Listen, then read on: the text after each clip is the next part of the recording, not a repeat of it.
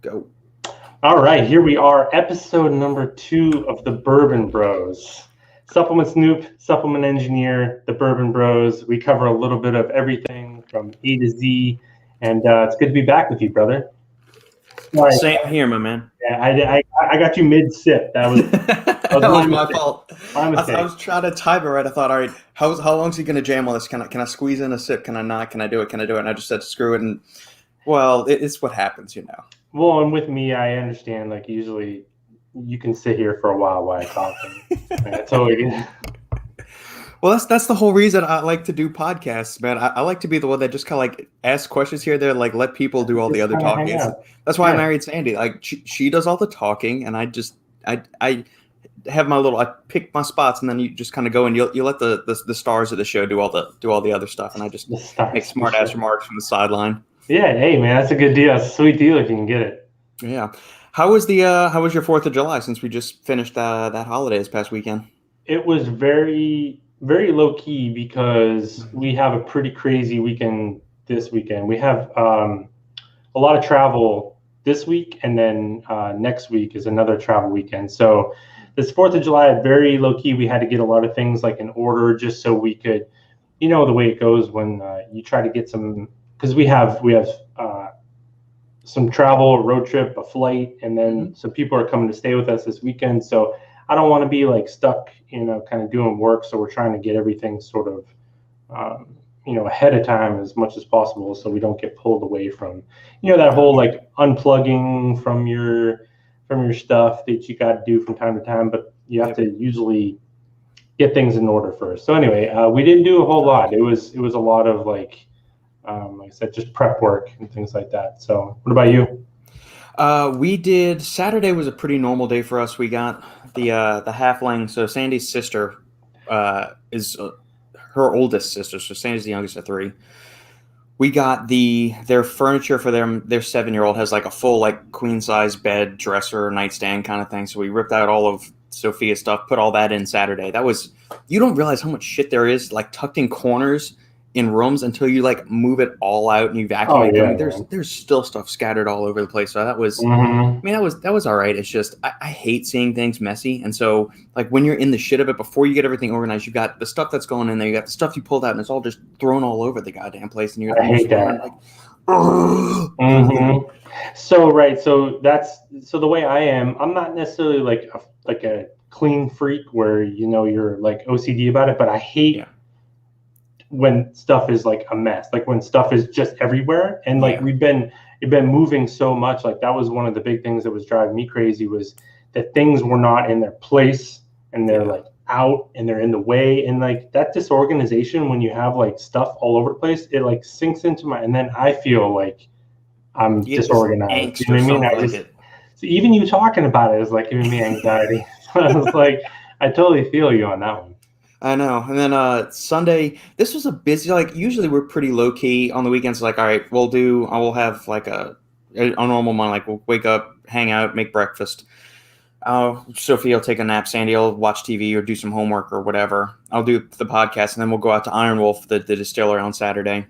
And then we'll come back. And then Sunday's kind of more or less the same, you know, church, grocery, breakfast, all that good stuff. Come back home, hang out, read, do whatever. And then the afternoon is just relaxation. So it's busy for us what I'm about to get into is like, it's busy for us, but it's probably not busy for like the average person that likes to go out and do a bunch of stuff. So for 4th of July, we went over to this house of one of Sandy's students, who Sandy's really good friends with the mom, but she's gotten to know the daughter really well because the school Sandy teaches at, it's a private Christian school. So that it's a very small school. I think the graduating class is only like 80 or 85 kids there or something like that. So she's gotten to know the mom really well. They go out to lunch or dinner, you know, once a month or something like that. So we went there. Sandy was in the pool with all the girls. Me and the woman's husband, Mario, were sitting behind the bar grilling food, and I was mixing up old fashions and doing bourbon. I brought this, of course. And they said, well, hey, you know, Tanya said, we'll have Robert doing old fashions. And Sandy said, okay. And so my mind is, well, that means I got to show up with bourbon. So I roll in there with 7 different bourbons, the giant tub of Luxardo. Mario said, he said, holy cow. He said, I said, Mario, hold on, let me back up. I'm stumbling over myself. Mario looks at me and says, Robert, what is this? And I said, Tanya told Sandy told me to come here to make old fashions. I said, when you tell me to do that, I'm bringing the whole party. Right. This is my wheelhouse. Like, I'm going to show up and I'm going to fuck shit up for sure. Right. And so, I mean, the whole reason I wouldn't have taken that onus on, but we had Sandy's faculty party a couple months back in May.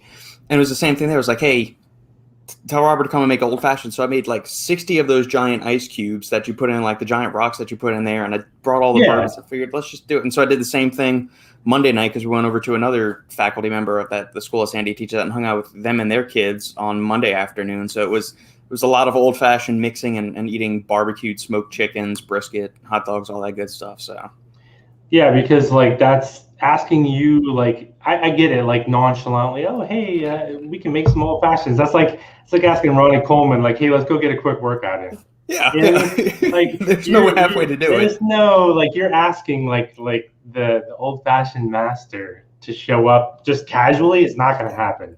No, and I mean we were over at their house right after we had that snowpocalypse in Austin back around Valentine's Day time when the whole city lost power for like a week or whatever. They still had power through this whole so like the night before everything got back to normal, they invited us over. And so we showered there, and so I showed Mario how I make my old fashioned. So he's seen me do all this, and he realizes like all the nitty gritty like details and Nat's ass stuff and all I do all that. It's just, man, it's like there's no way that we're not gonna skimp on anything. It's gonna be do it or not. I had some bourbon, but it was oh, you know what I did? It was Monday night. Jacob and I did I don't know what it is, man. So we do our formula podcast. We just, kind of catch up and we'll get, I told you the one time we grabbed a bottle of double oaked. We drank the whole thing. Double oaked is so good. We drank the whole bottle in a podcast. Like it was me, him, and Isaac. Isaac was helping us. Like, and so, dude, we crushed an entire bottle of double oaked in one podcast. It was only like 45 minutes. So this last Monday, I grabbed some of that Russell's Reserve 10 year that I showed you before. It's like $30 here, and it tastes really good. It's a hell of a deal. Yeah, so I just grabbed a bottle and went over there, and we didn't kill the whole thing, but we damn near killed the whole thing. Yeah. Well, like I know you typically like Eagle Rare, don't you? I love Eagle Rare. You can't find it anywhere around here. So when I moved from Delaware to Virginia, I actually grabbed the last 4 bottles of Eagle Rare that they had at the liquor store, and then I left them like at my friend's house, and apparently I'm not getting them back. So no, he knows what's up with that. Well, so they're both, for the listeners that may not know what's going on. Russell Reserve is a 10-year, Eagle Rare is a 10-year. Do you have a preference between those two as far as a 10-year? I mean, like I know there's from 2 different distilleries. Russell Reserve is from the Wild Turkey side, and then Eagle Rare is Buffalo Trace product. So do you have a preference between the two? Eagle Rare, definitely. Yeah. Russell's Reserve, just like I said, it's $30 here, and then I can find it anytime I go in there. That's the thing about Eagle Rare is it's rare. So it's like, but when I see Eagle Rare, it's usually around like 50 something, which is great. I think great price for that. But you're starting to see it where all of a sudden you're paying like crazy amounts of money for it, and it's like, I like Eagle Rare better, but is it worth the legwork you have to do and then the extra cost? It's like, I'll have a bottle of that if I can, but then for stuff I just want to have when I want it, right? Something like Russell's Reserve or something like that's good for me. So I really like the Russells. Yeah, I need to try. I've got a bottle of the Russells here. I need to try Eagle Rare. I've yet to try that, but like you said, I can't find it anywhere. I've never tried it, and I can't find it around here. Man. You will love it. It's so good. So, it's definitely one of my favorites. You know what I'm going to get to try this week? What's that? So I don't know if I told you this story yet, but so one of our friends, so this week, a couple people are sort of flying in from all over the country to my friend's house in Virginia. And then they were all going to drive down here to come hang out with us. And I was like, well, I'm not missing that car ride. Right. So I'm going to fly to Virginia to drive back here the next day. Because I was like, I want to be on that road trip. I'm not going to not be on that road trip. So one of our friends, he came in for the 3-year party, the Greenville store opening, TNS's new store. And he had never had bourbon before. And we went to the one bar around here, he may have tried it, but maybe it was probably like shitty bourbon. You know what I mean? Yeah. And that was the night we killed like 2 bottles of Blanton's at the bar. Okay, that was that the same night. Yeah. Yeah. So the first real bourbon that he was drinking was Blanton's. I was like, man, you're spoiled. He somehow found like multiple bottles of Blanton's Gold, and he shipped the bottle the other day to my friend's house. So when we get there on Thursday, that's what we're gonna have. I've never had it before. I've only ever even seen one bottle, and that was at Axe and Sledge's like headquarters, which they have like an absurd collection there. But we didn't drink it. Like I've never even seen it available. Yeah. We're gonna get to try that on Thursday. I cannot wait. Outstanding. Yeah, I got to try that Booker's that I sent you the picture of. That was awesome. That was 4th of July. That was really, really good. And the Mario, the guy's house we're at, he said he bought that like 7 years ago, and he said it's just been sitting back there. So he said it's been sitting at the back of his cabinet. So I said, well, yeah, I mean, that Booker's is like 100 and however much bottle, and was a cask strength, so it was 125 proof, 130 proof, something like that. And it was, that first sip was super potent, but after that first sip, like, kills all your taste buds. It's glorious after that. Everything's good after that. Yeah, there's definitely been some times. I don't even know if I've had a proof that high, maybe, but you have that first sip and it hits you so hard, and then you kind of go, you have a couple more sips and you realize it's not bothering you, and then I'm like, oh shit, that's probably not good. Yeah. Like, wait a minute, this should still taste kind of yeah. It's like, I don't know, like if you start to like nose a glass or something, can you pick up all like the subtle like scents and tasting notes and all of that sometimes? Sometimes I think they're full of shit. Sometimes I think they're just trying to make it sound good. I'm like, it smells like gasoline. What the fuck are you talking about? Yeah. It's like if I've opened up a bottle of Old Forester, and they have a one of their things is like they have a kind of predominantly like banana smell to it. And so I was sniffing it and I thought, all right, yeah, I can kind of pick that up. Usually you get like the caramel notes, the vanilla. I opened up that bottle of Booker's, and I've never smelt apple or apple juice before, but man, it was like, you get a very, very like appley pearish kind of smell on it. It was crazy, delicious. Nice. I was feeling it the next morning, but that's all good.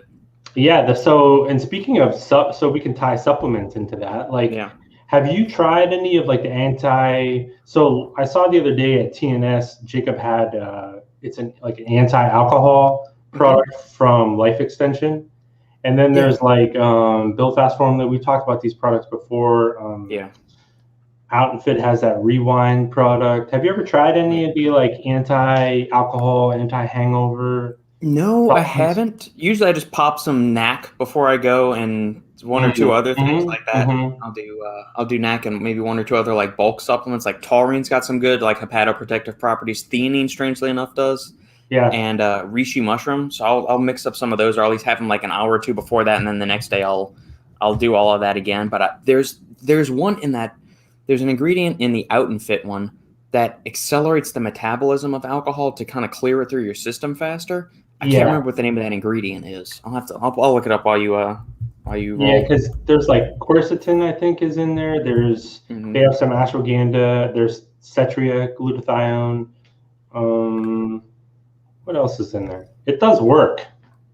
I think it works, and it also like they've started to. I noticed. I don't know if they did like a second run. It tastes a lot better this time around. So first, should I rewind? Here we go. Hangover and electrolyte complex. Yeah, usually for me it's all bulk stuff. Right. So you're basically doing the same thing just on your own, unflavored. Yeah, it's a little worse here. Let me share the screen. We can show the listeners so we can tie this in and while we got this break. Yeah, sorry, Brooke. Well, once Justin and I will introduce you to the wonderful world that is bourbon. But thank you for tuning in. And yes, JoJo has become a regular on here. Thank you guys for listening. For anybody else tuning in, we're not strictly just going to rant about bourbon. Any questions you guys have, like Justin said in the intro, nutrition, lifting, lifestyle, supplements, bourbon, anything else, favorite sleeping positions, all of that. Anything, literally anything. Yeah, we are here to We started off with bourbon because we were talking about 4th of July, and we were talking about like some upcoming festivities. Okay, let's see if I can. Yeah, this thing's cool. I remember when it first came out, you and I were talking about it. So yeah, they did the smart workaround by not having NAC in there, so they can get it on Amazon if they want to. So they got the cetrioglutathione.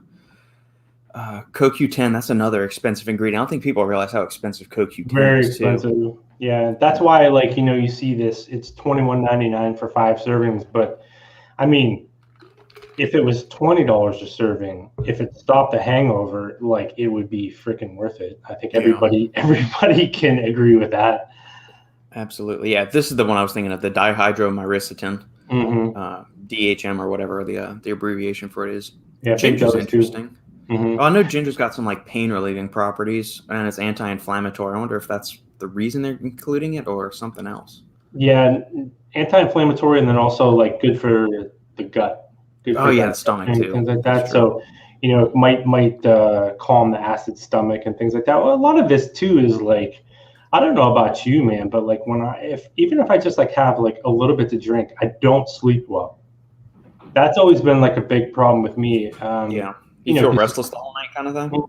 I wake up and I'm like, you feel terrible, but you're like wide awake at the same time. It's like the worst feeling because then there's no like recovery there because you're not sleeping, you're not sleeping and recovering and getting rid of all that stuff and sort of like resetting your system. So that's one thing that I've noticed that product helps too is, I'm sure the KSM in there kind of helps, but just being able to stay asleep and get rid of that helps a little bit too. So that's always been an issue for me. Even if I just have like a little bit, it throws my sleep off completely. Yeah.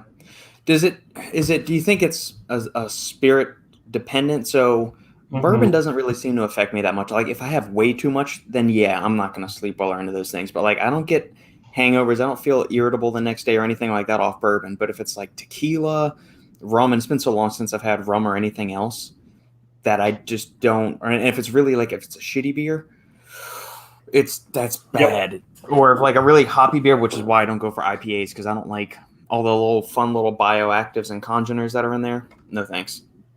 Yeah, that's one reason why I like bourbon is because I don't get hangovers, unless you go absolutely crazy. Right. You kill 2 bottles of Blanton's in one night. Granted, there was a few of us. There was 3 of us. Wow, there was only 3 of us. Now I think about it. Jeez. We, there's like different things, definitely like exactly what you just said. Sometimes you drink like those heavy like IPAs and stuff like that, and it just makes you feel bad. But bourbon treats me really well. You know what I mean? It's good. You can have just like a little bit of it, and you get like an immediate sort of like relaxation, but also cognitive like boosting and things like that. You just feel, and as long as you don't go too crazy, I don't experience any hangovers. Yeah, exactly.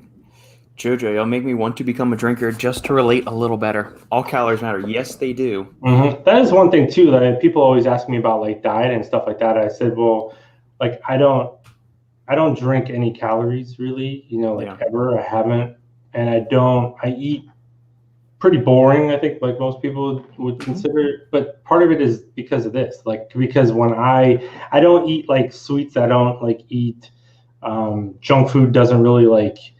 Yeah. This is where I'll go if I'm gonna like cheat. I don't like that term, but it's just I don't. That's why I eat pretty boring. This is sort of my deviation from the plan. Yeah. Gives you more. It gives you more room. Like the less other bullshit you have in your diet, the more you have room for bourbon. Yeah, 100%.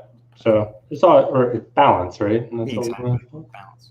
Brooke's down in Florida. She wishes she had a nutrition store like TNS. Well, I will say there is no nutrition store quite like TNS. I don't know if you've ever watched their content and their videos, but there's some epic individuals down there. But there is, I think, I don't know, man. Maybe it's because it's hard for me because I only see things in the lens that we sort of look at it, where I know a lot of people that are doing things a little bit different. But then you sort of get out there and you do realize what most people are sort of subjected to, all the time. And it's kind of like a shock to the system because we see things a little bit different. We're exposed to just different things than a lot of people are. Agreed. Yeah. Any new packages rolled your way this week or new products you've been trying out? We got to try the Ghost Oreo last week. How was that? I don't think because we didn't talk about that last week, right? I think it showed up Thursday or maybe even later on in the day, Wednesday. Yeah. So the big deal was, actually, you can probably see the case back there. They did a really cool, it was like a sneaker box. Mm-hmm. You know, those guys are big, like sneaker heads and things like that. Yep. So it came in like a really cool sneaker box, and then they had the Oreo protein. It's an official collaboration with Oreo. It was a huge deal for the supplement space, and they said they've been working on it for years. And it came with a little thing of Oreos, and then also a glass for your milk. So then they had like a really cool, Oreo has like this very specific thing they do when it comes to like dunking your Oreos, and it was a really cool experience. It was really cool. It's just amazing to see how the supplement space has sort of come in the last few years, and I think that's why Ghost gets so much well-deserved credit. Is there's a lot of people doing collabs, but I don't want to say they're like the originators of it, but at the same time they're just doing some cool things to add to an already good brand. So I think that anytime you see stuff like this, it's going to push the rest of the industry to try to keep up or maybe outdo them. So everybody wins from that. But were they the first? I think they were. If not, they're certainly the most well known. Yeah, I don't know. They probably were. I'll just go ahead and say that they were. Yeah, I mean, I feel like they were. I couldn't think of anybody else doing it before them. Like all the Jim wasn't doing it. Optimum never did it. Dymatize. Yeah, because then we've seen some really cool ones. There's some other really cool ones coming. I know Rise just did a Sunny Delight one. Axe and Sledge has a really huge one coming that people are gonna like, and they just did the icy one. Right. But I think Ghost just has it sort of a lot. I don't want to say it like this, but a lot of people are trying to catch up with Ghost, which is why they remain, kind of on the branding aspect, ahead of the curve a little bit. They're kind of playing their own game, and then a lot of people are sort of following suit. You know what I mean? Right. So I think that's why they're always tough to catch in that department, because they're kind of leading the charge in a lot of ways.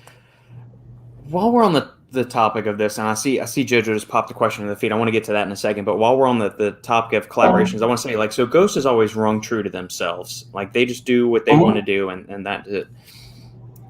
What do you think about when brands deviate from it and say they want to start doing a collaboration, or they do something like another brand has done? Is it still possible for them to remain true to their ideals? Like if they did an official collaboration, just somebody that's more like their style. So, like Axe Sledge, if they actually did a partnership with Jack Daniels or Woodford or Blanton's or something like that. So that fits the lifestyle, because Seth and Mike and all those guys, Pat, they're all bourbon guys or whiskey guys. But you just get a random person. They go and they do I don't know, I can't even think of a candy right now. Peach rings. They line up with the official peach rings people and just do it. But typically they're a super hardcore brand. I mean, would that make sense? Or how do you do it authentically, I guess, is a better way to do it. Well, I think that it's a good question, because a lot of people, the Rise Sunny D collaboration kind of brought up this topic of conversation just in the circles that I know, is well, kind of what does that have to do with them? I think that there's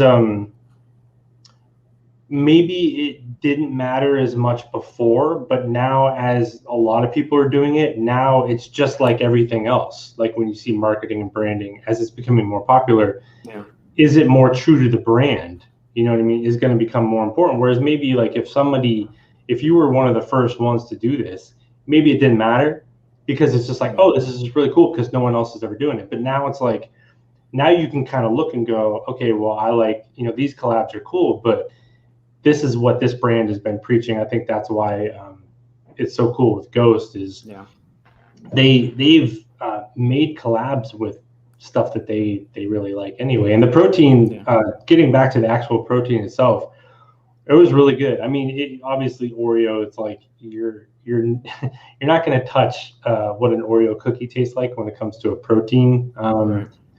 There's been some really good cookies and cream takes out there in the market, but a lot of chunks, a lot of good. So the protein came out really good. And they They hit it about as close as I think that you're going to get when it comes to something like that. And they've nailed down the two biggest like cookie houses with that. They got Oreo and Chips Ahoy. Chips Ahoy. I mean, I liked it better than Chips Ahoy, but I think also because I like Oreos better than Chips Ahoy cookies. But yeah, they did a really good job. They did a really good job. Their collaborations have come through, and like I said, I think to your point, it does matter. It's going to matter more and more going forward, because now it's just starting to feel like it's just another play on the same thing other people are doing. And I don't think customers are going to get excited about it anymore. They're going to go, does this even make sense for the brand? You know what I mean? So, right. Jojo, any thoughts on Granite Supplements Vaso pump? Yes, there's lots of thoughts on it. First off, John Meadows is just an awesome human being, super knowledgeable, super kind and generous. He's the man. I'll finally get to meet him next week. Oh, he's going to be at the thing y'all are doing? Mm-hmm. He'll be at the Bullfrog.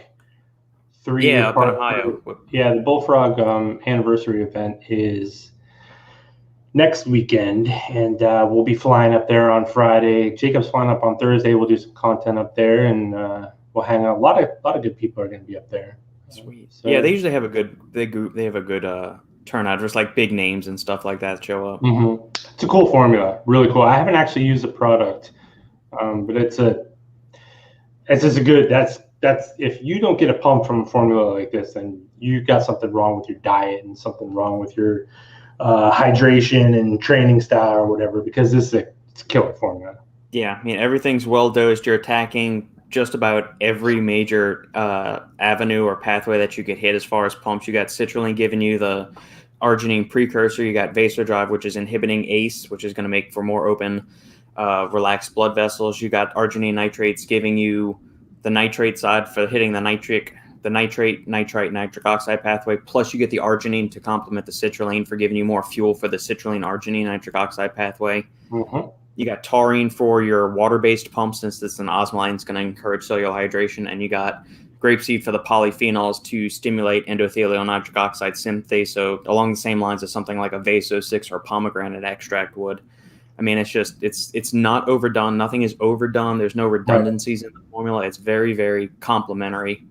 Mm-hmm. Got some vitamin C and some niacin in there. I like. I'm a huge fan of Vasodrive. I think that a lot of pump products, ingredients tend to be trying to do the same thing. I think, like what you said, like with redundancy, but Vasodrive to me is like a little bit unique, which is. And just through every time I use a product that contains it, I like it. You know what I mean? It's just and there's something that I think that we could talk about when it comes to the arginine nitrate. That's important. It's the NO3T constantly confuses people, and I have to go through this with people all the time. And I get it, because I was confused about it for a while. But I know Joey Supplement Lab, Joey posted an actual chart. Because it's all patented stuff, right? So a lot of the information wasn't available for a while, but you can't compare one-to-one, say, arginine nitrate versus, say, sodium nitrate, for example. Right. Just because this has 2 grams, the nitrate content seems to like kind of work itself out where it's pretty similar when it comes to these things. Because like for people that don't know, arginine bonded with the actual nitrate molecule, it's about, I think it's like 75%, 76%, maybe specifically arginine, and then the rest is nitrates. So of the 2 grams you're getting, 3/4 of it is arginine, and then there's some nitrates. Whereas something like sodium nitrate is exactly the reverse. It's like 75% or maybe even a little bit more nitrates and then a little bit of sodium. So you can't just look at the dosage of a nitrate and say, that's it. Because I remember, like I said, Supplement Lab posted on Instagram one day an actual chart where you can see exactly what the ratios of every single NO3T ingredient. That was really helpful. Yeah, exactly. And that's what you got to be careful. You can't, like, people say, well, what's better, betaine nitrate or arginine nitrate? And it's like you're going after the nitrate content. So as long as you're getting, the payload amount of nitrate, the total amount, and it's always based on milligrams per kilogram. But I think like the actual yield of nitrates you want is somewhere in like the I don't know, 500 to 1,000 milligrams, 500 to 1,200 milligrams of active nitrates. So whichever way you want to spin, however many grams of nitrate you want to put in there to do it, that's what you want to go for.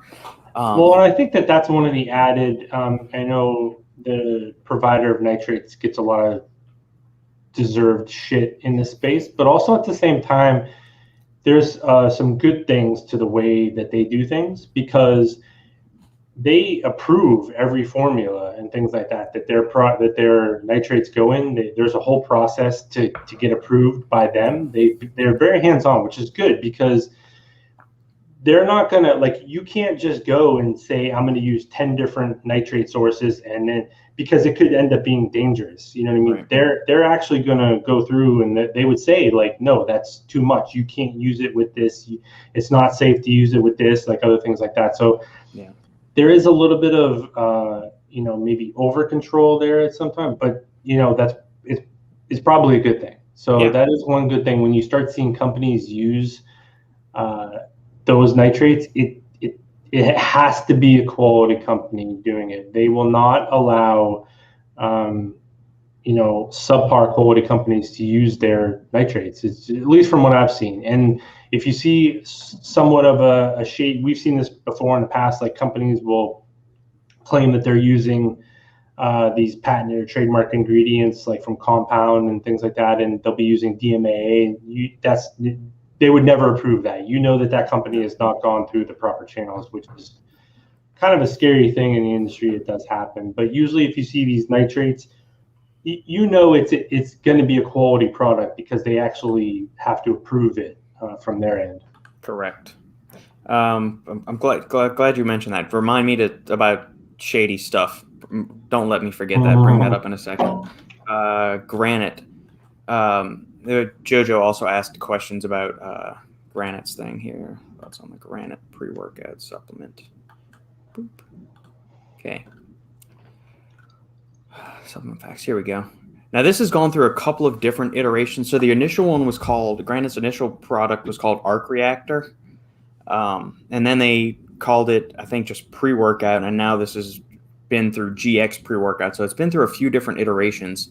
The initial formula did not have theanine in it, which I'm not a fan of, and I don't think Justin usually is a fan of it, except in certain extreme cases of having theanine in a pre-workout.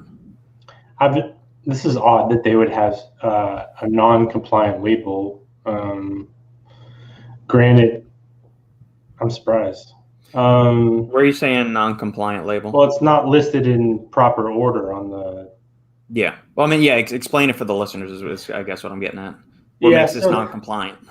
Yeah, and when I say non-compliant, it doesn't mean that there's like something shady or nefarious or anything like that going on. It's just when you list things on your label like this, it's supposed to be like in descending order, where you have the first ingredient would be citrulline, then the next ingredient should be creatine because it's 3 grams, then betaine nitrate, and so on and so forth. From largest to smallest dose, which is not here. It does happen. We see it all the time. It's technically you're not supposed to do it this way, but it's also doesn't mean there's something like shady going on or anything like that. Because again, but this kind of ties into it too, because it's got more nitrates in it. As we know, you start stacking these nitrate forms together, it could potentially low blood pressure and things like that when it comes to stacking too many pump products. So they look at the brand's formulas before approving this. So 2 grams of betaine nitrate and 2 grams of arginine nitrate, obviously, according to them, plenty safe for people to do. Right. So, but I mean, it's a cool formula. Like, there are some things that I prefer not to have in there, but it doesn't make it a bad thing. Yeah, I don't think huperzine, I don't know about you, man, but I don't think huperzine, I wish people would take huperzine out of pre-workouts. It's in every pre-workout, and I don't think it should be in there. Yeah, I mean, it's 50 micrograms. It's in so many other things before, and I know you and I have touched on this a bunch of the times over the years. It's like we're seeing it in sleep aids, you're seeing it in nootropics, you're getting it in pre-workouts. I mean, it's all over the place, and it's really easy to overdo it. Yeah, I don't think it should be in pre-workouts. I think nootropic's fine. I actually kind of like it in the sleep aid segment. I just don't think And I remember having this conversation with the Glaxon guys. I know Joey was a big proponent too. He's like, it shouldn't. He's like, I don't like it in there. But it's in every freaking pre-workout too. I think it's just one of those things that people. It's just a trend in the industry where we sort of throw it in there. But yeah, I don't like theanine in there, but a lot of people do. So. Right, and it's individuals. I mean, this is a well-dosed formula. It's a complete formula. You're getting a full dose of creatine in there. You're getting the full 2.5 grams of betaine once you take the betaine nitrate component and the betaine anhydrous right there. Yeah. So for me, I would go. This is just me personally. Like I said, I think you'll always get your money's worth. You always get quality when it comes to granite. But this is why we always talk about like there's no like best pre-workout. Like there's definitely people out there they're going to absolutely love. There's tons of performance ingredients in there. Yeah. I just think when you put things together like 200 milligrams of caffeine with 200 milligrams of theanine, a 1-to-1 ratio, and then also T-cream as well, it's just going to be way too calming for me. This is going to be like. Which I get it, like I'm not saying run right out there and be like stimmed out of your mind and stuff like that, but it almost it just gets to a point where it's like we're just doing too many conflicting things sometimes in pre-workouts when it's like, why not just either go non-stim? Like I would, instead of using this, I would just go non-stim. I would just use something without any stimulants at all because the way these things sort of work together for me don't ultimately give me a good feeling when I'm in the gym, but other people are going to use it and probably feel great. So it's always a little tough. Yeah, what I would probably do if I was going to create a granite like pre-workout stack, I would take their where did it go? Their high stem. It says out of stock, coming back soon, so I can't even click on it right now. All right, never mind. Oh well. Right, so they have multiple pre-workouts. They had just like a crack and stem powder, and that one actually had the NN diphenethylamine, the ass kicker alkaloid from Urea Gerensis in there, and it was 400 milligrams of caffeine. It had some urea in there and a couple of other things. I mean, it was all like stim and focus. I would stack that with the Vaso Blast, and you got everything there. So I've been told before, and maybe. I've been told that they will not allow NO3T technology in with Urea Gerensis. I've been told that before. Well, yeah, I'm saying within the same product, they probably won't. But if like another ingredient in your brand or another product in your lineup has it, is that it or? I don't know.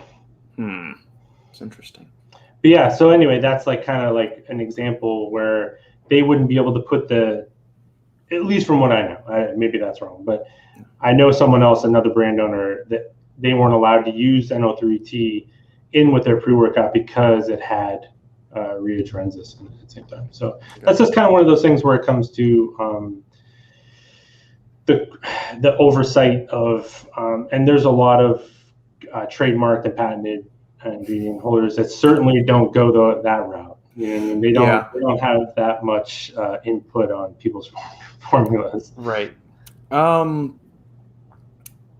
The trademark thing. So that's brought. All right. So I want to go back to the other thing with referencing shady stuff in a second. But before that, you and I both know our boy Matt Nickerson really well. Good guy.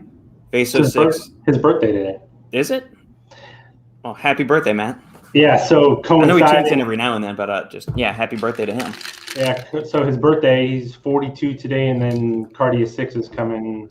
Well, he's making an announcement on the private Facebook group tomorrow, and Cardia 6 is on the way, and it's his birthday. And that's what I was going to ask you. It's like, do you have any insights into what cardio? We need to get him back on the show. Maybe he needs to join us for the next Bourbon Brothers or an upcoming one when he's got time. I know he's got a lot of shit going on, and he can jam with us about all this. Yeah, no, he's for people that don't know, Matt was one of the first people. See, when I got into this space, I didn't know that like people were behind these ingredients. Some of these trademarked and patented ingredients and stuff like that. And I didn't know that process until I started using Vaso 6 in Olympus Labs product, and I was like, man, there's something like going on with this thing that I just really like. And then getting to know Matt, he sort of took me behind the curtain. I was like, wow, this is pretty fascinating. There's just people, like normal people like us, you know what I mean, like behind some of these ingredients. And I think like the process was there was some there was some research done at the University of South Florida, from what I remember correctly, and it was sort of had been put aside. They found it and said, we think there's something here to bring to the sports nutrition. That's how Vaso 6 sort of came about.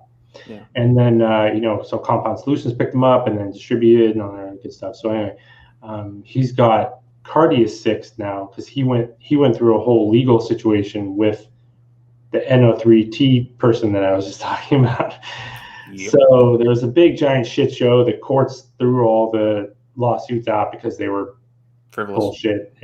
They were bad. Actually, I read the court documents too, and the judge was pretty harsh on the NO3T people. Like basically, it was like a judge's way of saying like you're wasting my time.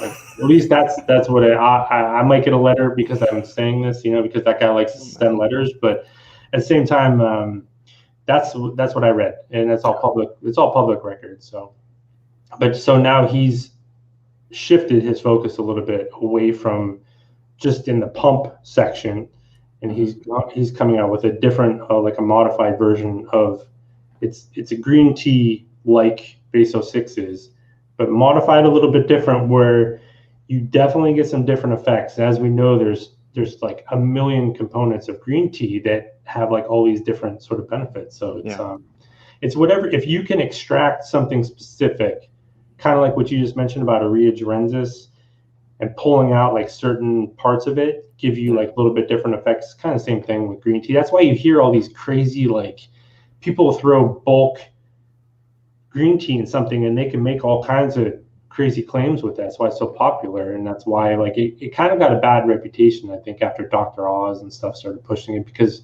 people are like, well, this doesn't work. It's like, well, it's because it's being sort of like screwed up. Misrepresented, I think, a good way to put it. But okay.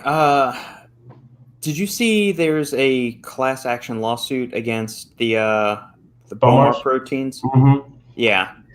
Yeah, so I talked a little bit about this. I don't know what you know about it. I said, so there's an interesting thing, talking to some attorneys and other people that have been involved in settling class action lawsuits and other stuff. And a lot of people, I think that I was trying to be careful with how I sort of answer this question, because I respect Sarah and Josh a lot. I think that I don't for one second think that they purposely let anyone. So that's just my personal feeling. No, I mean, I've had them on the podcast before. Very genuine, very nice. They're with their time and stuff like that. Yeah, I've had no issues with that. And so I was surprised when I saw this, but my initial reaction was, I want to see the lab tests. Right. So, and not to get in a defensive mode for them, but there was some people that I know. There's two people that sort of reacted to this. There was a lot of people that a lot of people don't like Sarah. She's very outspoken. So a lot of people jumped on this as a way to, like everybody's got an angle. Yeah, just pull her down or like steal her business or steal her clients or something like that by talking shit. Right. And then there's like people, and not saying it's wrong, because it's good to know that this stuff can happen. Like that's, but sometimes, and I don't want to say it to absolve a company, but sometimes there's almost nothing a company can do sometimes to prevent this from happening. The manufacturer holds a lot of power here. So the best thing, and Prady and I, when we consult for people all the time, we get these questions when it comes to compliance and, your responsibility when it comes to legal things. Sometimes the best thing you can do, or the only thing you can do as a company, is to show good faith.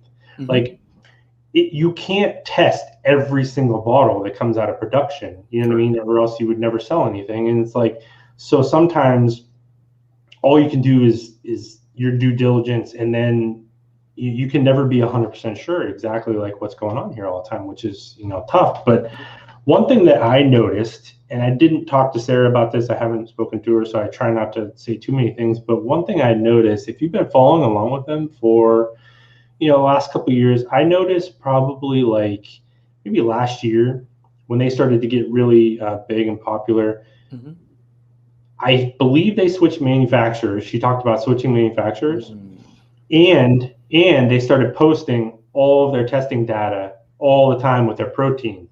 Yeah. So fast forward, to me, it seems like this is something that happened maybe a while ago with an old manufacturer.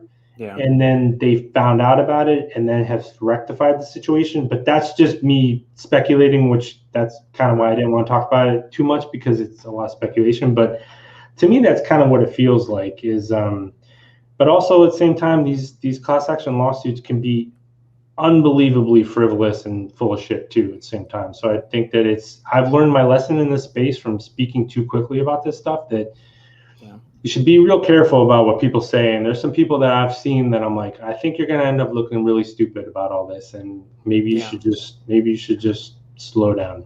Agreed. Yeah, especially you brought up a good point with how frivolous and tedious the class action suits. I was talking to Mark over at NutriBio, and like he's the amount of stuff that time, money, effort he's had to waste into like a bunch of class action lawsuits coming out of California, and like none of this stuff ever hits the wire, because it all ends up it's people that are just filing so that you pay to keep their mouth shut and you settle out of court. They have no grounds for anything, but it's like what's the path of least resistance? Getting tied up in court to fight them on these bogus claims? No, because you're going to spend tens of thousands of dollars, or you just settle real quick to shut them up.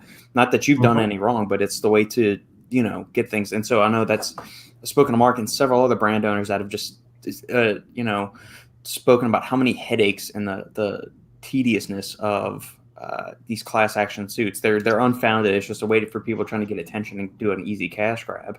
Yeah, and not saying that that's happening here, but that stuff we need to be just use the example of Vaso 6 and the nitrate thing, right? So when whatever the fuck their name is, Thermalife or whatever, that provides the nitrates, they sued Matt, Vaso 6, Compound Solutions, the whole 9 yards, about claims and stuff like that, and they really hurt his business. People took his ingredient out of their products. It was all over the news and stuff like that. Yeah. Fast forward to 2 years later, and the court basically threw everything out, but the damage is already done. Right.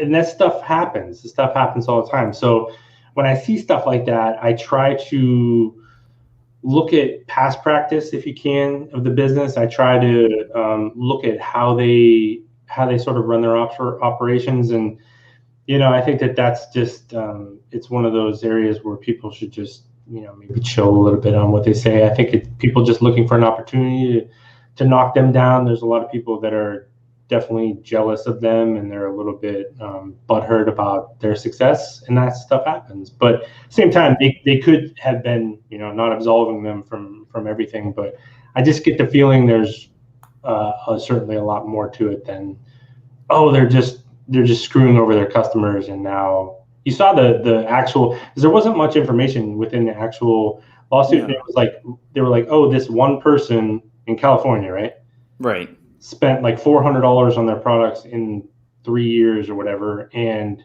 it's just it was really thin. It's weird. The whole thing is just a little. It's certainly not enough where you can just go, freaking Bomar screwing everyone over, and exactly. I just don't see it. Yeah. Brooke, I got some great Gcrak on your recommendation. Would you consider it a pretty nice pre-workout as opposed to just a nootropic with some energy? Sorry if that doesn't make sense. So I think that when people always ask me, one of the common questions that we always get, what's the best pre-workout? And we always say that it's whatever, really at the end of the day, it's like whatever makes you feel good and gets you excited and gives you a good workout. Like it could be a cup of coffee, it could be a good night's sleep, it could be something like this. There's not really other than the stimulants and sort of nootropics in there, although some nootropics, they do have actual performance-based evidence, because I think it sort of locks you in and you're just more focused kind of on what you're doing. It lacks some, say, performance ingredients that are in traditional pre-workouts. But at the same time, there's no reason why you couldn't use it as a pre-workout. I mean, it's going to give you plenty of energy, and it's not really designed for a quick, some things are designed for quick bursts of energy and sort of bringing you back down, say maybe an hour and a half. But then stuff like this is meant to more last for hours, hopefully maybe 2-3 hours plus. So this isn't specifically a pre-workout, but you can definitely use it as one, I think. I can't. So is this G code or is this Gcrak or what? I have no idea what she's talking about. So Gcrak is actually I just Kristen just bought 6 tubs of it because we're actually doing the reformulation on it, and it's going to be more an Amazon based product. So Amazon just has a little bit different things going on with it, but the name is terrible. I don't know. It was just. It's on Amazon right now. Yeah, it's on Amazon. So it's proprietary, right? It's a proprietary blend, but Sean. Oh, here it is. Okay, all right, I found it. Yeah, Sean that owns NutriFit. He owns Fat Lab, the company that makes this product. Also, he provided the entire breakdown of the formula on the private Facebook group before, and it is honestly, man, I absolutely freaking love this thing. It's like got this fizzy, like carbonated, like blue lemonade sort of flavor to it, and it is so good. Yeah, it's got sodium bicarbonate, so that's going to give it the fizziness to it. But it's 1,000 grams of 1,000 milligrams of taurine and tyrosine each, 500 of alcar, 300 caffeine, 200 of an extra. It's like it's like kind of one of those things I remember like when I first saw it. I'm like, okay, that's cool. We've used things similar before, like lots of times. These are ingredients that we've all like known and experienced. Yeah. But man, like I use this thing all the time. I love this thing. Yeah. This is. I'd be curious to try this. This looks. I mean, I'm always up for good nootropics. I like all these ingredients, so. You would like it a lot. You would. And as you can see, they changed it where before they didn't give out the dosages. Now they do because there was a whole thing. There was a partnership there and some conflicting ideas, and you know the way this space is. But those always go well, right? Always go well. But so, for example, things like tyrosine, acetylcarnitine. Caffeine, obviously, with performance benefits. There's a lot of things going on there with a lot of like feel good energy and things like that. And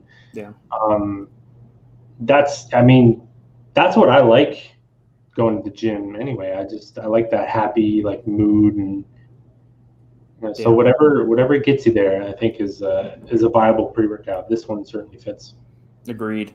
Yeah, and Gerhard and I were talking about this. I don't know. We go back and forth, kind of like you and I do. Like we'll pick out different ingredients, or usually him and I, it's like nootropics for whatever, whereas you and I, it's mostly like bourbon.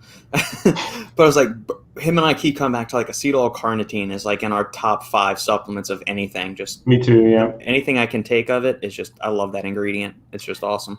Yeah, I agree because see, it's not going to be like Brain Blitz. Yeah. It's not. Brain Blitz is pretty aggressive. Brain Blitz, depending on what version of Brain Blitz you have, that one has DMHA in it. So you're talking about, you actually cannot put those two, although both could technically give you a good workout. Yeah. These are not products designed the same way at all, like not even close. Yeah. Brain Blitz is much more aggressive. Yeah, I need to try that one too. Brooke has mentioned that one several times before. It slams. I need to do that. Yeah, it slams. I've tried it. Like I said, they've done a lot of like different versions of the same product. So sometimes it's almost like Robbie, where I can't keep up with what. Oh, we'll talk about Robbie too, but I can't keep up with what you're doing. I'm like, when I just get the last one and I'm talking about, then he's already coming out with a new version that's tweaked, and then people are like, well, what's different? I'm like, I don't know. Go read the label and come back to me. I don't know what's different. Like I'm still talking to people about version like 5. So he's killing me. Since we're on the topic of Robbie, this can segue into this question: is there a pre-workout you've helped formulate? If not, I'd be interested in trying something you put together. Yeah. So any of the Apollon pre-workouts, pretty much Hooligan, Assassin, Overtime. Yeah, helped with all of those. The Unbound line. You helped with Overtime. You sick human being. Well, I remember when Robbie and I were first talking because I was. You're sick. We've got our home gym set up in the room right next door, And I remember Robbie sending back and forth saying, hey, I kind of like the original thing of this was I wanted to create like an all night kind of party pill that can rival an energy drink. Instead of people like drinking a bang before they go out and go to the club or just go out and like have a party that night. So I want to create something to do that. And that was the initial conversation for like the whole thing. And then we started tweaking with the formula. He talked to TJ at Fitness Deal News, and TJ said, why don't you make this like a super hardcore high stim nootropic kind of thing? And so it's kind of where it kind of snowballed from there. So that was the initial of that. So if anything by pretty much Paralysis by Analysis has my hands in it in some way, shape, or form. Well, I know, like I was gonna say, sorry, I know like another like non-stim version that you formulated was Impels, right? He mentioned James over at Impel. Yeah, that's a killer. That is a killer non-stim product right there, man. Yeah, that one was fun. The Impel one was really good. Bare Knuckle from Apollonus is another good non-stim.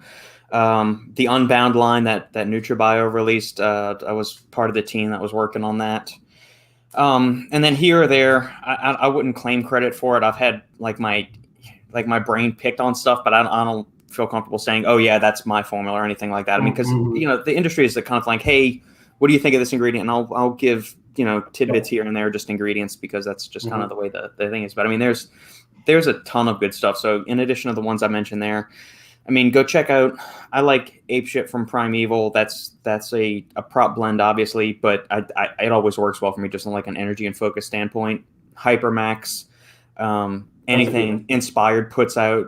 It depends on like what stim levels are you looking for? Paralysis by Analysis. You want something like in the 200 to 300 milligram range, or do you want like 400 plus, or like the fun bonus stims like the alpha yohimbine, Zeria durensis, stuff like that too. So there's a bunch of stuff. Unbound is like one of my go-tos. Right, I find myself constantly going back to that one. That thing, I love that one. Yeah. Did you ever try Ruthless from Iron Brothers? I like that one. I like Ruthless a lot. Yeah, he does some good stuff. Yeah. Are all the ones you named that have helped formulate, they allowed to be used in OCB? Assassin definitely is not. I would say, I'm not sure about Overtime. I don't know if Urea and or Nupept is banned by OCB. But Hooligan is natural. Hooligan has no banned substances. So even just doing like a half scoop of that with a half scoop of bare knuckle would be perfectly fine. I don't think Ghosts has any banned ingredients in it. No, theirs is all fine. Advanced Molecular Labs is another great company that does their pre-workout solid. They've got a few different riffs on like nootropic / pre-workouts too. Their whole Dopa Rush series. So they have Dopa Rush pre-workout. Their regular pre-workout is solid. Yeah, I like that Dopa Rush. That's cool. It's cool. Yeah, I mean, there are so many good ones. If you have like a stim level that you're looking at, I can be a little bit more specific, or Justin can be a little bit more specific with that. Yeah, pre-workout recommendations are brutal. There's a million of them out there. There absolutely are, man.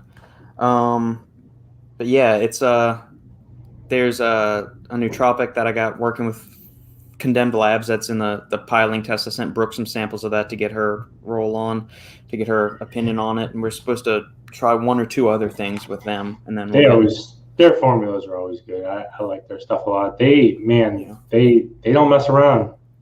No, and it's the hard thing for them, and I guess industry wide, has just been like the lead times are crushing people right now all the stuff, insane. The material shortages,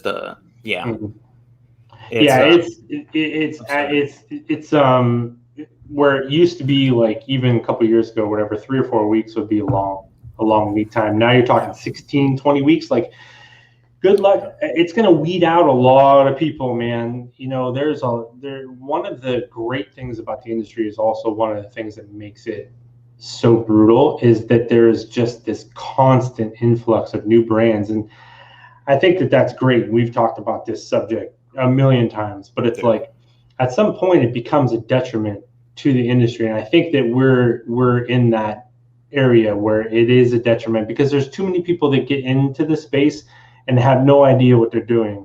Yeah. And not only does it hurt them, but it hurts just the whole entire industry in general, because I can't tell you how many times I'll see like a brand new company will come to me and say, Justin, sort of, what do you think about this? And they'll tell me like where they manufacture, what they do. And I'll look at the formula and I'm like, if you test that, I'm like, it's not going to be what's in there. I was like, and I'll try the product. And I'm like, this does not feel the way it's supposed to feel.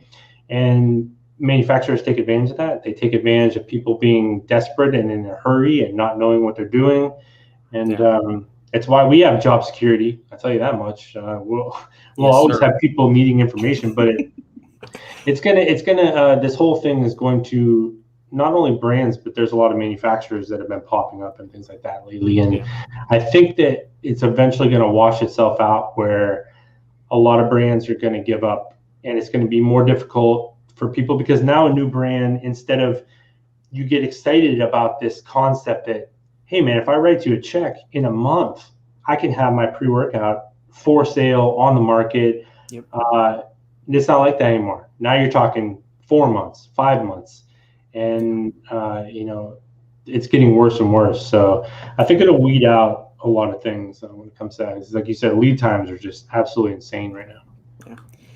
Well, you want to crack that super skin ripping stim, please? That's my kind of guy right there. That's pick up the new Assassin V7 from Apollon. That's about as skin ripping. Although I'm sipping on the Ninja Up pre-workout right now. This is my second go at it. I did the first try on it on Monday. Saturday. I tried it for the first time. I very much like it. It's I saw their sleep aid. I saw what's his name, Ryan at Honest Sup Reviews. Mm-hmm. Ryan did a breakdown of the sleep aid, and I saw it, and I was like, I mean, it's got phenibut in it, so it's like, of course, I said it's like having DMHA in a pre-workout. I was like, it's almost like you can't compare it to other products that don't have it in there. It's because it's I don't want to say it's cheating, but it's like it's so powerful. Right, it's like back in the day when you would stick DMAA in anything. You could put literally anything else in the product, and it would people would be like, "That's fucking awesome," because it had DMAA in it. So I think Double Impact. I will say this, and Robbie, I'm sorry, because this is not something I would normally say. But I normally don't care like what the flavor of a pre-workout is, but that Double Impact flavor is tough.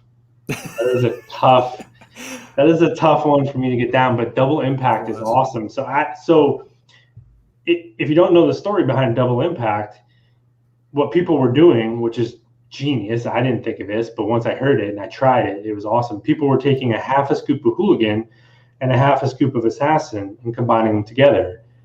And the first time I did that, I was like, this is exactly, because for me, Assassin is like, it's like and this is just me nitpicking. I love Assassin. It's just sometimes a little bit too much anxiety inducing for me. Like, I'm not an anxious person. I don't have anxiety. So when I feel it, I'm like, I could do without that. Whereas Hooligan is, for 600 and some milligrams of caffeine, Hooligan is very smooth. Yeah. So it's sort of like this amazing balance between the two of them, where you're not getting maybe as much anxiety, but you're getting all the energy and all the focus. Yeah, but it's a good one. Yep. So many lovely pre-workouts. We should talk about that too. That's one thing we should talk about. When you talk about like super cracked out stim stuff, just know that also when you start getting, one reason why we both love Apollon so much is because when you start delving into this space, that is where you run into companies that are totally fucking you over. They have shitty manufacturing processes. There's no QC involved. You don't know what ingredients you're actually getting. There's so many companies that all they do is throw a bunch of random stuff in there, and you have no idea. Whereas actually Apollon, I think, is very high quality. So you're actually getting the aggressiveness, and you're getting this stuff, but you're also getting a company that does their due diligence when it comes to making sure that that's what's in there. Yeah, in the case in point, you brought up Double Impact. I have completely forgotten about that one for a second. But there was some trademark named of like the beta phenethylamine that was in there, and I said, Robbie, I've never seen, like, it was called FinFen or something like that. And I said, Robbie, I've never heard with this. I don't trust this. We should be testing this manufacturer or something. I've got the text message thread of this. He emailed the manufacturer, said, what is this? And apparently it is the trademarked form. So FinFen was the trademarked form of the beta PEA from that creative compound user. So they sent me the whole C of A and all of that stuff. Like, you go and do that for most companies, they're not going to tell you, or they're not going to do that kind of due diligence with it. So it's, you know, I don't want to toot Apollo's horn all that much, but I mean, that separates. And you go to some other companies like Inspired would do the same thing. Performax would go and do the same thing. Ghost would do this. Like there are really quality companies that we recommend. And the reason we recommend them so often is because we know where they're getting their shit done. We trust them. And it's kind of the same thing. It's hard to ever ensure 100% all the time, but you know, companies that are doing their due diligence behind, and this is probably, like, I think Robbie would probably say this is from experience. Like something that you talked about, Mark Glazier. I remember when he talked about opening his own manufacturing facility, he's like, people think we did it to save ourselves money and stuff. He's like, no, he goes, I just couldn't trust anyone else to do it. So I said, I'm just going to go do it myself. So it's like people learn the hard way in this space. And fortunately they kind of get through it, and then they sort of take a different approach. So, and I think that's what Apollon's done. That's why you've seen like you see these constant tweaks to the formulas and the brand itself, is because they're learning, you know, like everyone else as they go. And correct. Yeah. But Assassin version 7 is, did you get to try it yet? It's en route as we speak. Robbie showed me the package yesterday. Yeah, same here. I'm hoping that we're going to get to test it out this weekend with a whole bunch of people and That'll get be pretty good. crazy with it. So I'm gonna have to go give some to my neighbor. He's like this 6'2", 230-pound guy. I'm like, he's a big guy who played football in high school and college and stuff. So I've given him 3 or 4 other like bottles of pre-workout that I had lying around here, and he's liked all of those. So I'm curious to test it on him and see how he likes it. Chezian. Hey, Robert. Hey, Chezian. Can y'all share your thoughts on cross-flow microfiltered protein versus ion exchange whey? You got any thoughts, Justin? Yeah, I think that it doesn't change the protein content, but I think ion exchange whey is kind of a red flag for me. It's a much harsher way to treat the protein. And as we know, like, yes, it's important to get the protein content, but that is not the end all be all of whey protein, right? There's a lot of microfractions and all this kind of other stuff going on when it comes to protein. So you want to protect that as much as possible. And the higher temperature, the heavy chemicals, that's kind of what's going on with ion exchange whey. I think it's and Redcon was doing it for a while. I think Redcon changed that, because that was one reason why I hated Redcon's protein powders, ion exchange whey. And I think Allmax still does this. Yeah. In one of their blends, they use some ion exchange whey. I just don't. I think it, like I said, it doesn't necessarily make it look bad, but I just think it's a practice that is a little bit of a red flag for me. I don't. It's a cheap way to treat your protein, and you're definitely going to be losing some of the maybe underlying benefits from the actual protein itself. Yeah, and there's no reason to really go with an ion these days. I mean, there's so many companies and for a reasonable price that are using the cold process cross-flow whey that you don't need to bother with the ion exchange. There's so many options out there, and there's going to be more expensive ones and there's going to be less expensive ones, but they're still using the cold press cross-flow method, and just go for that one. Yeah, because I always tell people, like, if you are just now getting into protein and working out, like you've hit the honey spot, because this is the golden age of protein, not only from a flavor standpoint, but from a quality standpoint. There's never been, now granted, like, it costs a hell of a lot more than it used to, but there's never been higher quality, better tasting protein, in the past. The market is just flooded with amazing protein right now. So I agree. I don't really think, like I said, it's not it. If you're just taking it for the actual protein number, then okay. I don't necessarily but there's no reason to do it. Right. Apollon pre-workout flavor recommendation: tolerable fruit punch. The strawberry margarita of Hooligan is pretty good. The strawberry margarita flavor is good. Yeah, I'm not going to answer this, because people and their flavors, man, I just don't. I can't figure them out. When it comes to something like high octane pre-workout, I don't give a shit what it tastes like, and so I just have different thoughts when it comes to flavor. I think just whatever it is. I remember having the Fuzzy Navel Hooligan. I thought it was fine. Yeah, it was super tart. Mm-hmm. And then I just chug it and just go get on with go your fuck business. shit up at the gym. Yeah. You're welcome, Chezian. Last call for questions, guys, and then we'll be hopping off here in a little bit. You guys got any other closing remarks, comments, questions? We'll jump it. If not, then we'll table them for next week, and we can do that. Yeah. So in the meantime, was there anything you want to talk about? I had a question from Devin about cardio. Is it cardio or cardia 6? Cardia. Cardio with an A. Okay. All right. But yeah, you kind of touched on that already, and I want to get Nickerson on the show so we can talk about some of that. Yeah, because and Devin asked me on my question sticker this morning too, and I said I'm not sure how much I can say because like Matt sent me like the material that they're sending to the brands to study and the manufacturers so that they have all their, but I don't know how much like he disclosed to the public, so I'll just let him kind of do that. But I think you can kind of get the picture. It's in the green tea family. There's just much like Vaso 6, they're doing something very specific with green tea to elicit a certain result, kind of like Vaso 6, but different at the same time. Yeah. Would you guys have any brand recommendations for good quality whey isolate?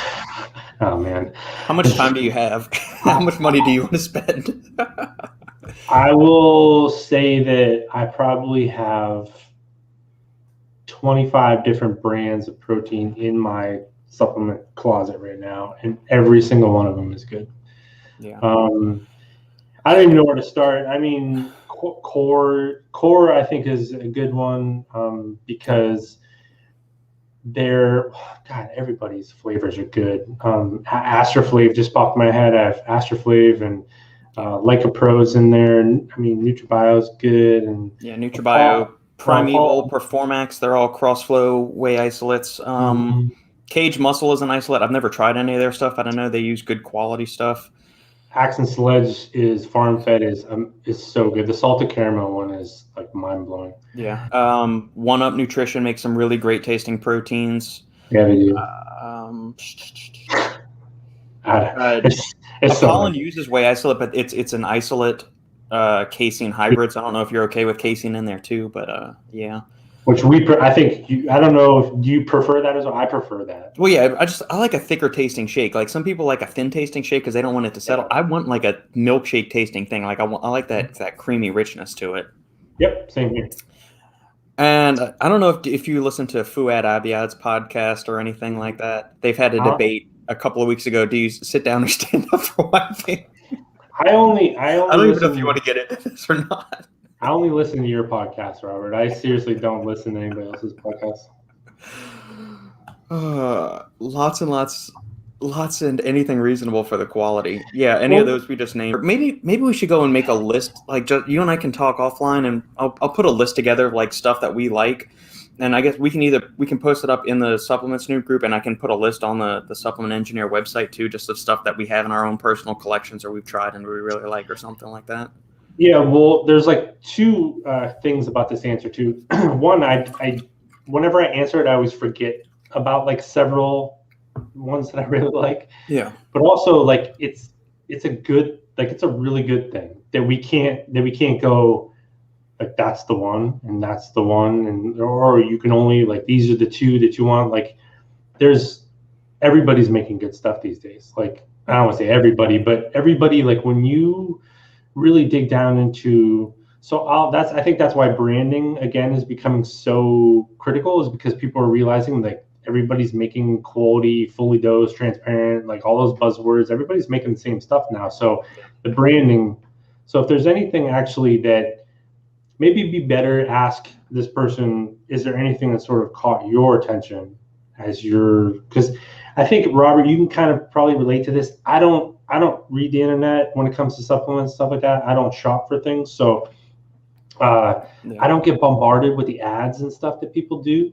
Right. So I'm not always up on what everyone's getting exposed to until they start asking me questions on my question sticker.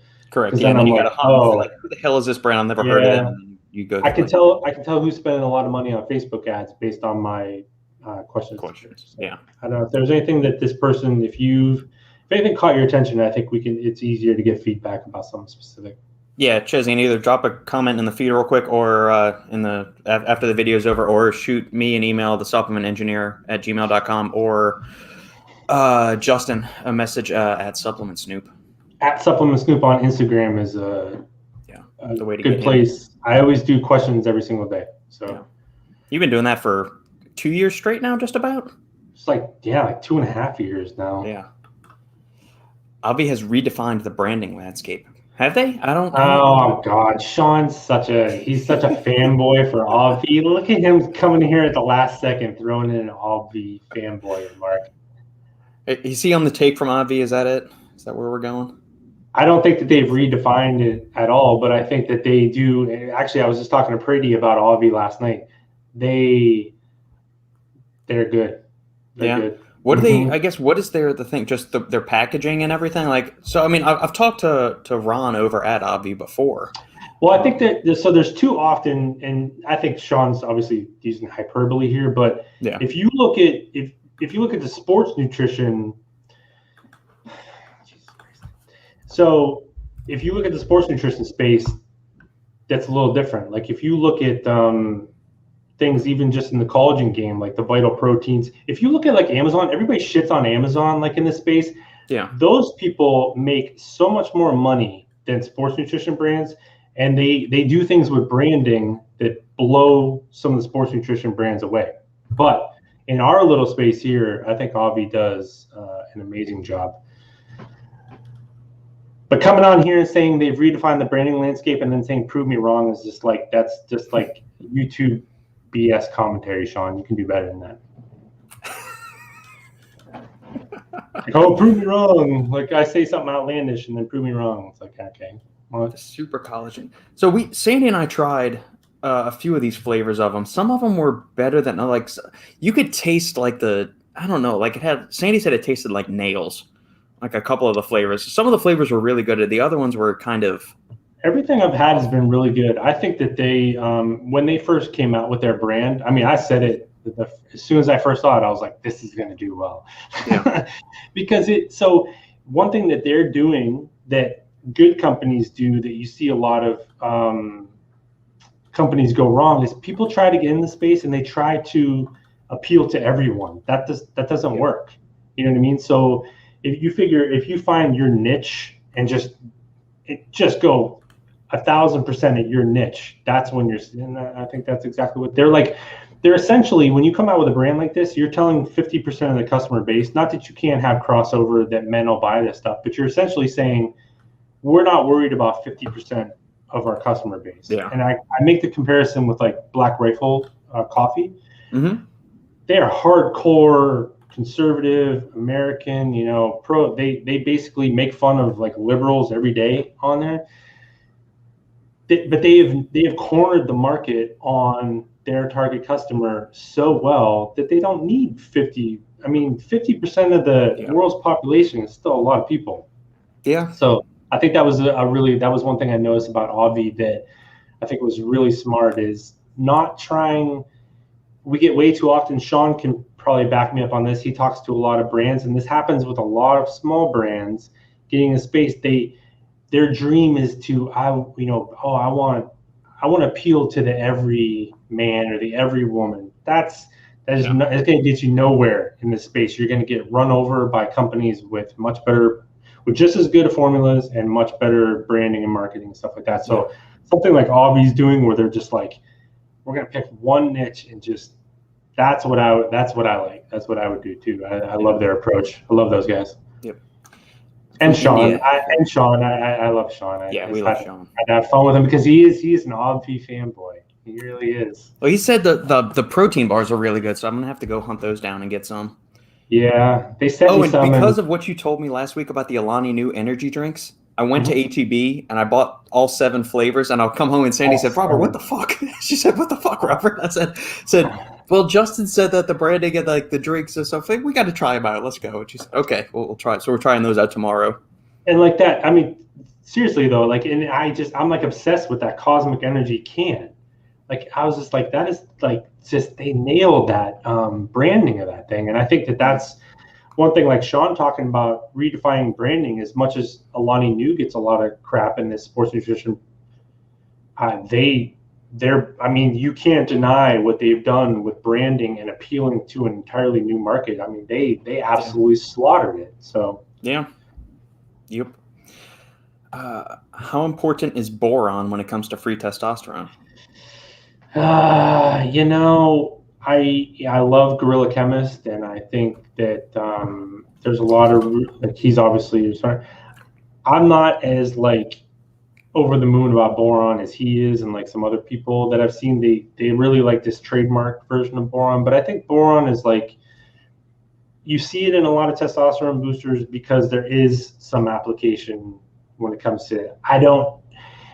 The problem is a lot of times too, it's like you see it within a bigger formula that might work, and it really just kind of, I don't know, testosterone boosting is such a brutal kind of topic to cover. Yeah. You know, so it's like, I don't know, like there's something there, but I'm not like crazy. I mean, boron is an essential trace mineral, so I guess I can say it like this. It's an essential trace mineral. If you are deficient in boron, then supplementing it with it will be important for your free testosterone because it's involved in the synthesis of testosterone. So if you're deficient in it, supplementing with it obviously becomes important, and it will have an effect as shown in the research because the studies on boron are on people that were deficient in boron. So having that would absolutely help with it.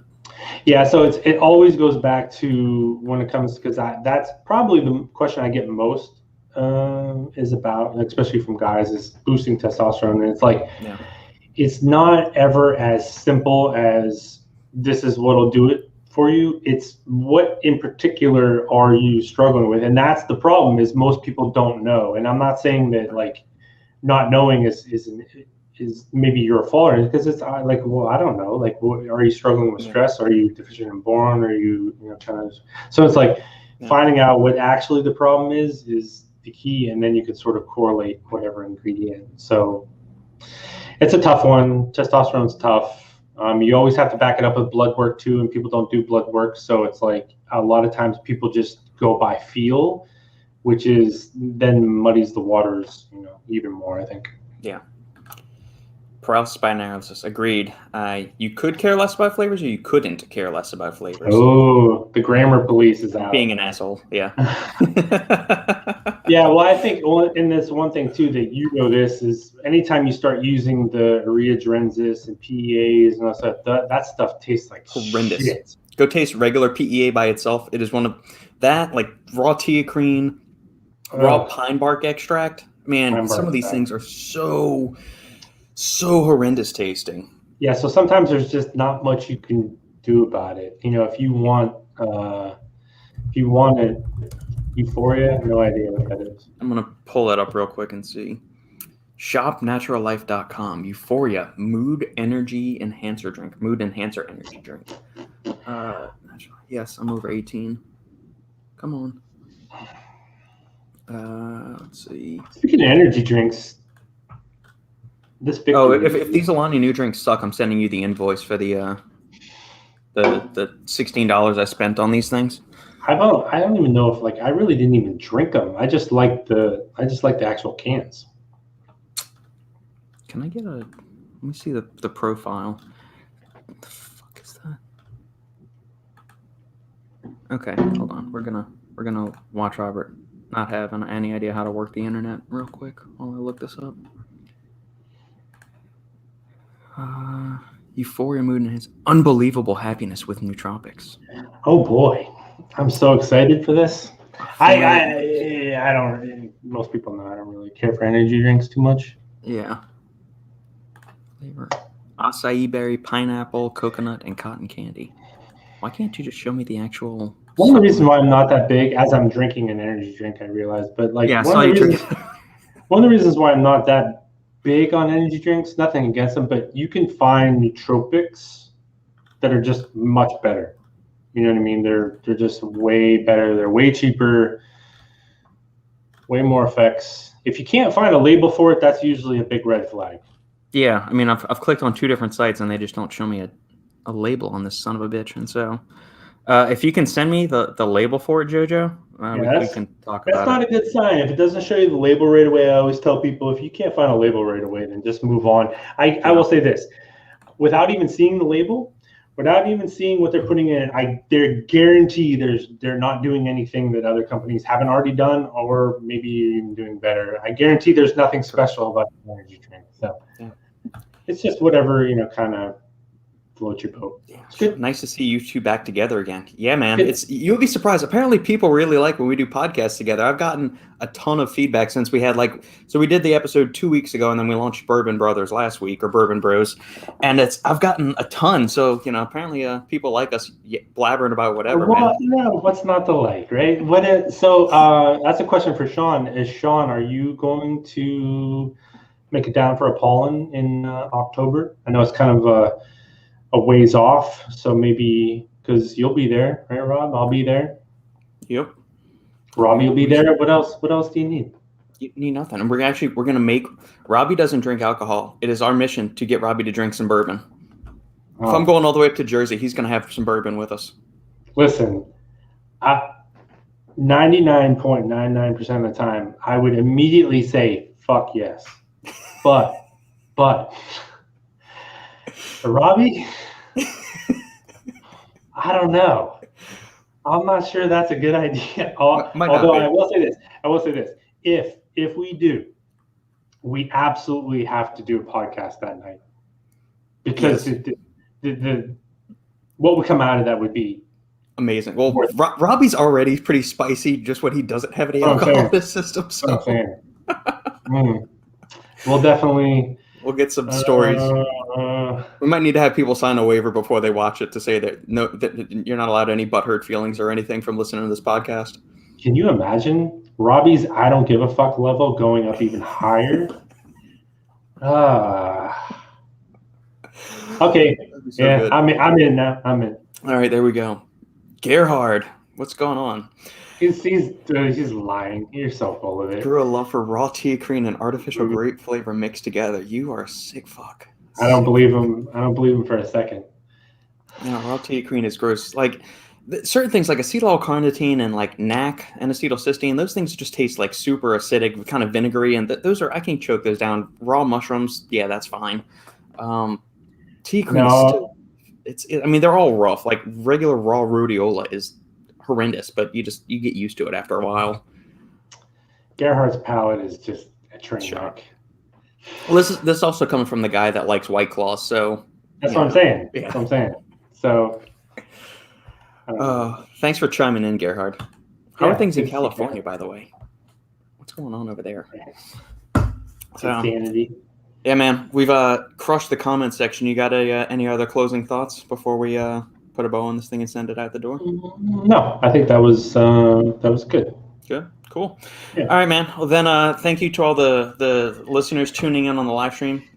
Well, Justin and Sean have beards. I'm a nice baby skin face individual. Yeah, Sean's looking good, man. I saw some of his pictures from one of his vacations. You're hanging in there, man. Still killing it. It's good to see.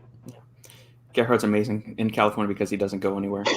Probably a good thing. Yeah, there you go. Same here. Yeah. All right. Yeah. Thank you for the listeners tuning on the live stream. If you like what we're doing here, make sure to like, comment, subscribe on the video. If you're catching this on iTunes or any other podcast perusing platform, please give us a 5-star review. That helps us climb up in the almighty algorithm that dictates anything and everything to which we're exposed these days. And our overlords.